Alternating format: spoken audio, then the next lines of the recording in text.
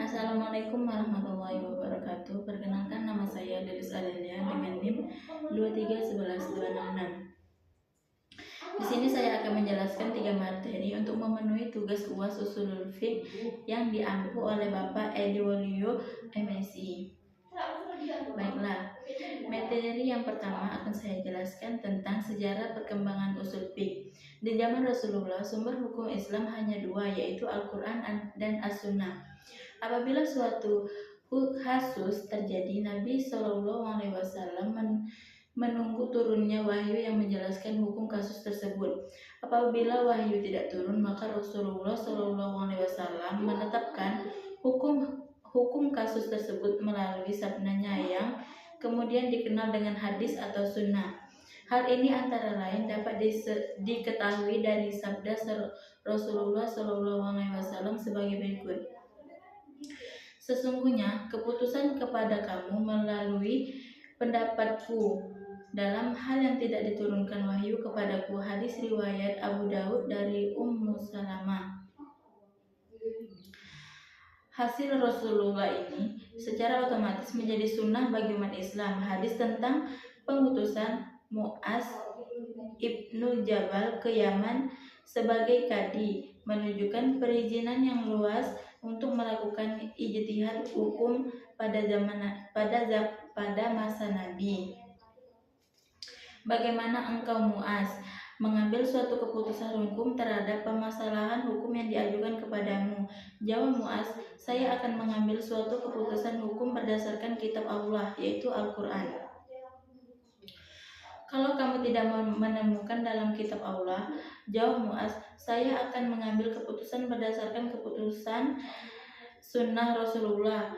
Tanya Nabi, jika engkau tidak ketemukan dalam sunnah, jawab Mu'az, saya akan berijtihad dan saya tidak akan menyimpang. Lalu Rasulullah SAW menepuk dada Mu'az seraya mengatakan, segala puji bagi Allah yang telah memberi taufik utusan Rasulnya pada suatu diridhoi oleh Allah dan Rasulnya. Hadis ini secara tersurat tidak menunjukkan adanya Nabi untuk mengembangkan ilmu usul fiqh, tapi secara tersirat jelas Nabi telah memberikan keluasan dalam mengembangkan akal untuk menetapkan hukum yang belum tersurat dalam Al-Quran dan As-Sunnah.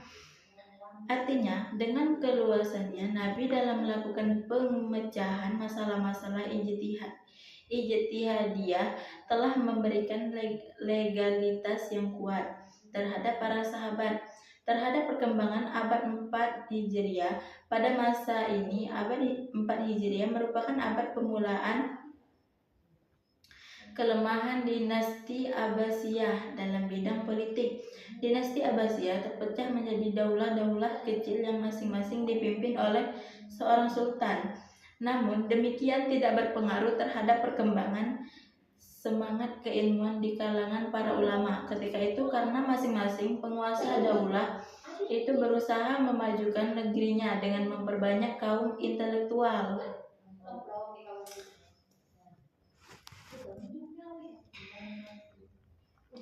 Kasus di bidang pemikiran fikih Islam pada masa ini mempunyai karakteristik tersendiri dalam kerangka sejarah tasyri' Islam.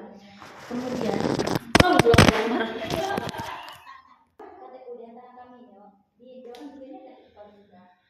kasus di bidang pemikiran fikih Islam pada masa ini mempunyai karakteristik tersendiri dalam kerangka sejarah tasyri' Islam. Pemikiran liberal dalam berdasarkan ijtihad mutlak berhenti pada abad ini. Mereka menganggap para ulama terdahulu mereka suci dari kesalahan sehingga seorang fikih tidak mau lagi mengeluarkan pemikiran yang khas, kecuali dalam hal-hal kecil saja. Akibatnya aliran fikih semakin menetap eksistensinya, apalagi disertai fanatisme di kalangan penganutnya. Hal ini ditandai dengan adanya kewajiban menganut mazhab tertentu dan larangan melakukan perpindahan mazhab sewaktu-waktu. Namun demikian, keterkaitan pada ilmu iman terdahulu tidak dikatakan, karena masing-masing mengikuti mazhab yang ada tetap mengadakan kegiatan ilmiah guna menyempurnakan apa yang dirintis oleh para pendahulunya dengan melakukan usaha antara lain yaitu memperjelas liat-liat hukum yang diistihbatkan oleh para imam. Mereka disebut ulama tahrij, mentahrijkan pendapat-pendapat yang berbeda dalam mazhab baik dalam segi riwayat dan dirayah. Setiap golongan mentahrijkan dalam berbagai masalah khalifiyah. Mereka menyusun kitab al-khilafah yang tetapi tidak bisa diingkari bahwa pintu ijtihad pada periode ini telah ditutup. Akibatnya dalam perkembangan fikih Islam adalah sebagai berikut. Pertama yaitu kegiatan para ulama terbatas dalam menyampaikan apa yang telah ada. Mereka cenderung hanya menyerahkan kitab-kitab terdahulu atau memahami dan ringkasan. Kedua, menghimpun masalah-masalah furu yang sekian banyaknya dari uraian yang singkat. Memperbanyak pengandaian dalam beberapa permasalahan. Baiklah, materi yang kedua yang akan saya bahas yaitu definisi as-sunnah. Definisi as-sunnah bisa berarti perilaku, sirah, jalan, tarikoh, kebiasaan atau kesatuan. Sunnah dalam pengertian ini bisa mencakup sunnah yang baik, sunnah hasan, maupun sunnah yang buruk, sunnah qobihah. Dalam pengertian ini, Al-Quran menyebutkan bahwa sunnah awalin, yakni sunnah yang telah diturunkan oleh Allah Subhanahu wa Ta'ala kepada orang-orang terdahulu, yaitu terkandung dalam surah Al-Anfal ayat 33. Istilah sunnah juga terdapat dalam teks hadis yang mencakup pengertian sunnah yang baik dan sunnah yang buruk sebagaimana hadis riwayat Muslim yang mengatakan, barang siapa di dalam Islam memperkenalkan perilaku atau kebiasaan baik sunnah hasan, ia akan memperoleh pahala atas perilaku tersebut dan pahala orang-orang yang melakukan di kemudian hari. Sebaiknya siapa yang memperkenalkan perilaku yang buruk, sunnah sayyi'ah, ia akan memperoleh dosa perilaku tersebut dan dosa-dosa orang yang melakukannya di kemudian hari tanpa ada sesuatu yang mengurangi dosa mereka. Menurut Fazlur Rahman, perilaku generasi setelah Nabi Allah personifikasi dari perilaku Rasulullah SAW yang dihidupkan secara turun-temurun.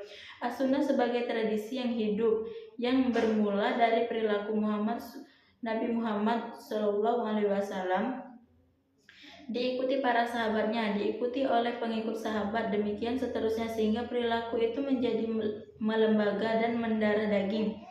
Apabila proses internasionalisasi telah terjadi, institusionalisasi perilaku akan membuahkan kesepakatan sosiokultural. Secara sosiologis, adanya kesesuaian antara sistem nilai, sistem sosial, dan sistem budaya sehingga membentuk kolektif tingkah laku. Sedangkan menurut Hasbi As-Siddiqi, sunnah adalah pengejawantahan perilaku menurut contoh Rasulullah SAW yang merujuk pada hadis. Perbuatan yang terus-menerus dilakukan sehingga menjadi semacam tradisi. Masyarakat Arab, para Islam menggunakan kata sunnah untuk menyebutkan praktik kuno dan berlaku terus-menerus dari masyarakat yang diwariskan oleh nenek moyang mereka. Oleh karena itu, konon suku-suku Arab pra-Islam memiliki sunnah masing-masing yang dianggap sebagai dasar dari identitas dan kebanggaan mereka. Perbuatan Rasulullah SAW merupakan perbuatan yang dibimbing oleh wahyu sehingga merupakan keteladanan, bahkan disebut sebagai uswah hasanah. Manakala perbuatan tersebut ditiru oleh para sahabat ditiru oleh para tabi'in ditiru oleh para pengikutnya, dan seterusnya sehingga umat Nabi Muhammad SAW sekarang ini. Keteladanan tersebut menjadi tradisi normatif yang terbentuk menjadi sistem sosial. Maka hal itulah yang paling fundamental dalam memaknakan sunnah sebagai keteladanan yang berawal dari perilaku Rasulullah SAW. Selanjutnya materi ketiga yang akan saya bahas yaitu muqasyid syariah. Secara bahasa, muqasyid syariah musyakid berasal dari bahasa Arab yang merupakan bentuk jamaah dari kata maksad yang memiliki arti maksud, prinsip atau tujuan akhir. Sedangkan syariah diartikan sebagai hukum-hukum Allah Subhanahu wa Ta'ala yang diperuntukkan bagi manusia. Beberapa ahli seperti Ibnu Ashur sebagaimana dikutip oleh Jasar Auda mendefinisikan kepada dua kata di atas, yaitu muqasyid dan syariah. Muqasyid syariah yang secara istilah diartikan dengan sasaran atau maksud serta tujuan di balik hukum itu. Senada dengan hal itu, As-Safri Jaya juga mengatakan hal yang sama. Menurutnya, muqasyid syariah adalah cita atau tujuan yang hendak dicapai dari suatu penetapan hukum. Dengan demikian, berdasarkan kedua pendapat di atas, muqasyid syariah memiliki makna yang terkandung nilai yang menjadi tujuan dari disyariatkannya hukum itu. Lebih lanjut, sejarah awal mengenai sebuah ide muqasyid syariah sejatinya telah dikenal sejak masa sahabat Nabi Muhammad SAW. Hal demikian ditandai dengan adanya praktik yang cukup populer pada masanya, seperti ketika Nabi Muhammad SAW mengirim sekelompok sahabat untuk pergi ke Bani Quraiza dan kemudian memerintahkannya untuk melaksanakan sholat asar di sana. Namun demikian, dalam perjalanan batas waktu untuk menunaikan sholat asar di tempat tujuan Bani Quraiza sudah hampir habis, sehingga tidak memungkinkan dan merespon hal tersebut. Para sahabat kemudian terpecah menjadi dua kelompok.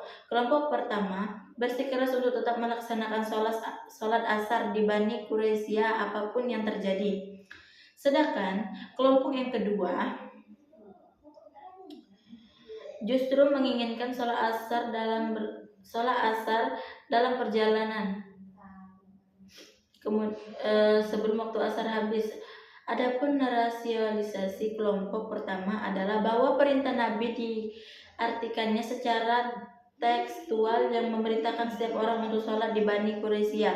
Sedangkan kelompok kedua berpendapat bahwa maksud dan tujuan dari perkataan Nabi yaitu meminta untuk bergegas ke Bani Quraiza, akan tetapi bukan bermaksud untuk menunda sholat asar sehingga kehabisan waktu sholat.